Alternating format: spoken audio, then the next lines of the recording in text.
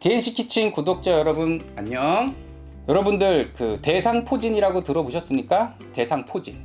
그쵸? 그 대상포진의 원인체가 뭐죠? 헤르피스 바이러스라고 하죠. 이게 헤르피스는 한글로 읽으니까 헤르피스라고 얘기를 하는 거고, 그 의학적 용어로는 허피스 바이러스라고 얘기를 합니다. 이 허피스 바이러스가 사람에서 신경 쪽 감염이 일어나면 대상포진이 나타나게 되죠. 엄청 아픕니다. 대상포진이 일어나면. 근데 이 대상포진뿐만이 아니고 일반적으로 사람에서 허피스 바이러스가 있으면은 제일 먼저 나타나는 게 뭐죠? 입술이나 그 구강 안쪽에 피곤하거나 스트레스 받거나 하면은 수포 같은 거 생겨서 이렇게 퉁퉁 붓는 거 있죠?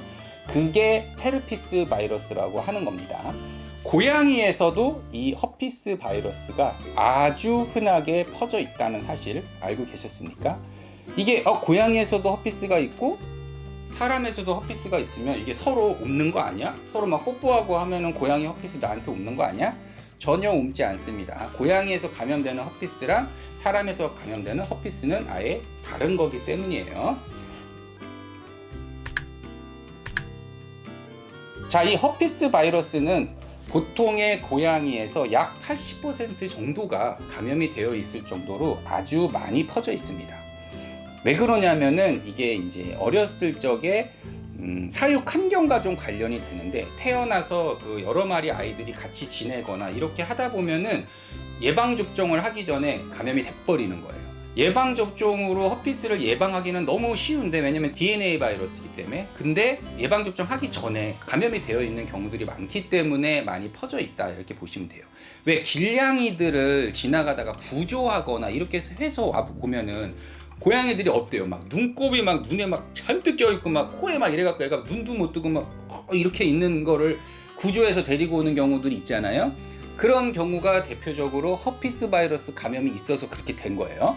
보통 허피스 감염이 되면은 눈곱이 막 오지게 끼고, 그 다음에 입술에 이제 구내염 같이 수포 생기고 막 콧물 막 쭉쭉쭉 흘리고 막 이렇게 되는 게 허피스 바이러스와 관련된 대표적인 임상 증상이다, 이렇게 이해를 하시면 될 것 같습니다. 허피스 바이러스가 그러면 치료를 어떻게 해야 되느냐라고 하는 건데, 보통은 바이러스 치료를 하지 않고 항생제 치료만으로도 좋아지는 경우들이 많이 있습니다. 특히 어린애들이 아니고 약간 조금 이제 자란 중년령이나 이제 성묘애 같은 경우에는 항바이러스까지 안 가고 항생제만으로도 증상을 완화시킬 수 있어요. 왜냐면 얘가 상제 바이러스이기 때문에 그 바이러스 자체를 없앤다기보다는 그로 인해 나타나는 증상을 완화를 시키는 거예요. 근데 이렇게도 치료가 되지 않는 경우에는 팜시클로보라고 하는 사람에서 허피스 바이러스에 쓰이는 약물을 고양이에서도 사용을 할 수 있다. 이게 비교적 안전하게 사용을 할 수 있다라는 겁니다.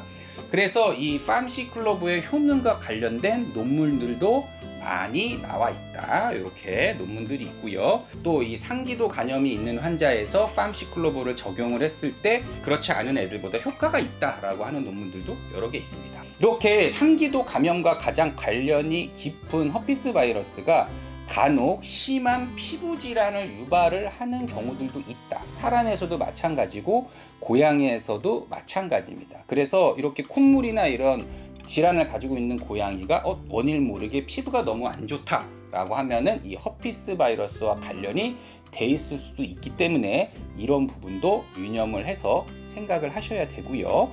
그 다음에 허피스 바이러스 하면 여러분들이 잘 알고 있는 게 뭐가 있죠? 엘라이신, 이거와 관련된 바이럴리스라고 하는 영양제가 있는데, 위에 보시면 지금 최근에 나와 있는 논문을 제가 하나 보여드렸죠. 뭐라고 돼 있냐면은 엘라이신이 허피스 바이러스에서 그다지 큰 효과를 보이지 않는다 라고 하는 그 내용들도 있습니다. 그렇기 때문에 이 바이럴리스를 사용하실 때 이 부분도 참조를 해서 사용을 하실 필요가 있다라는 말씀 드리고 싶습니다. 자, 그렇다면은 이 상제 바이러스로 존재하는 허피스 바이러스를 증상이 나타나지 않게 관리를 하려면 어떻게 해야 되냐라고 하는 거예요.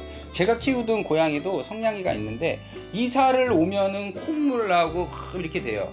왜냐하면은 이제 걔가 원래는 예전 제가 대구에 있을 때 있다가 제가 대전으로 오면서 아기를 데리고 왔다가 뭐 이렇게 하다 보니까 이게 환경이 바뀔 때마다 막 콧물 막 이렇게 돼요. 스트레스 받아서 그런 겁니다. 이게 스트레스와 되게 밀접한 관련을 가지고 있습니다. 그리고 이제 한 아이 하기 시작하면 옆에 아이 같이 증상 나타나고 이렇게 되기 때문에 위생관리 철저히 해주셔야 되고요. 그 다음으로 환경적으로 아이가 스트레스를 받지 않게 해주는 것이 중요하다라고 말씀을 드리고 싶습니다. 허피스 바이러스는 충분히 통제가 어느 정도 가능한 질환입니다. 어렸을 때 예방접종 잘 해주시고 깨끗하게 해주시고 영양제 같은 거는 아까 말씀드렸다시피 본인 판단에 맞춰서 해주시면 되고요. 그 다음에 스트레스 받지 않게 해주는 거 매우 중요하다는 점 다시 한번 말씀드리도록 하겠습니다. 고양이 허피스 바이러스와 관련해서 궁금한 점이 있으시면은 댓글로 남겨주시면 제가 거기에 맞춰서 성심껏 답변을 해드리도록 하겠습니다. 이제 코로나 봉쇄가 풀려서 막 야간에 막 1시, 2시까지 술 마시고 막 하지 않습니까? 건강 유념하시기 다시 한번 말씀드립니다. 안녕. 너 그 헤르피스랑 그 대상포진이랑 같은 바이러스인 거 알고 있어? 네, 오렌지 바르는 거 아니에요? 어허, 훌륭해. 고양이도 너 허피스 있는 거 알고 있니? 그건 몰랐어? 그럼 고양이랑 강아지랑 허피스 바이러스 사람한테 옮을까 안 옮을까?